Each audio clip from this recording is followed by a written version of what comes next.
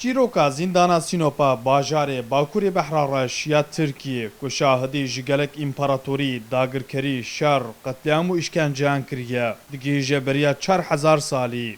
Li gorî çavkaniyên dîrokî ev girtîgeha ku di aslê xwe de sûr û qelehe û sê aliyê wê behre di dema Gaskayîyan de hatiye çêkirin û ji aliyê împaratorî û şaristaniyên wek Grek, Pontus, Rom, Bizans, Selçukî û Osmaniyan ve hatiye bikaranîn.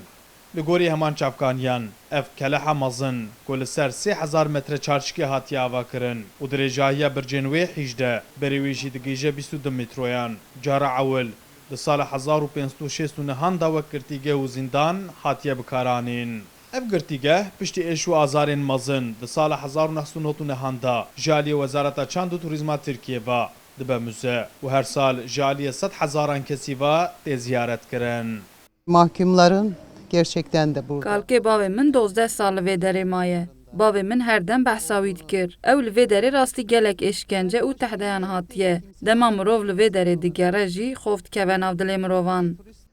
Her wiha gelek nivîskar, rewşenbîr û siyasetmedarên naskiriyên Tirkiye jî li vê girtîgehê mane. Roman nûsê çepkir yê bi nav û deng Sebahattin Alî, yek ji wan navdaran e ku nêzî salekî li vir girtî maye û odaya ku lê maye jî niha ji bo serdêran vekiriye.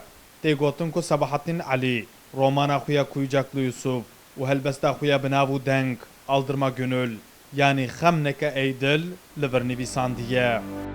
Başın öne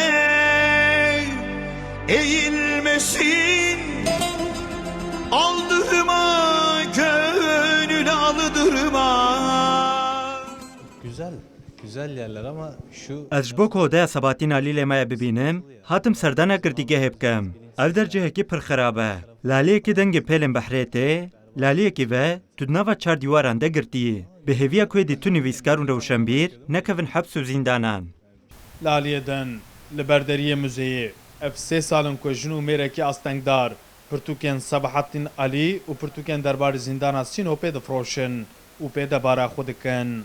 3 yıldan beri burada kitap satıyorum. Ev sê salin ku ez bi hevjînê xwe li ber deriyê muzexaneyê pirtûkên Sebahattin Alî difroşim. Kesên ku hundir dibînin û derdikevin tên pirtûkên wî û pirtûkên di derbarê girtîgehê de dikirin. Dedemden kitapları satıyoruz. Divê em dîroka xwe baş bizanibin, de ku em bikaribin jê ders û ibret bikirin. Nivîskarên mezin ên weke Sebahattin Alî li vir manin û berhemên gelek hêja afirandine. Piştî ku girtîgeh tê girtin û dibe müze şûnva. Ev der ji gelek film û rêzefîlmên wek Pardon, Bizim Hikaye, Eşkıya Dünyaya Hükümdar Olmaz, Parmaklıklar Ardında û Tatar Ramazan ra mazûvanî kiriye. Ömer Sönmez, Kurdistan 24, Sinop. Dışarıda deli dalgalar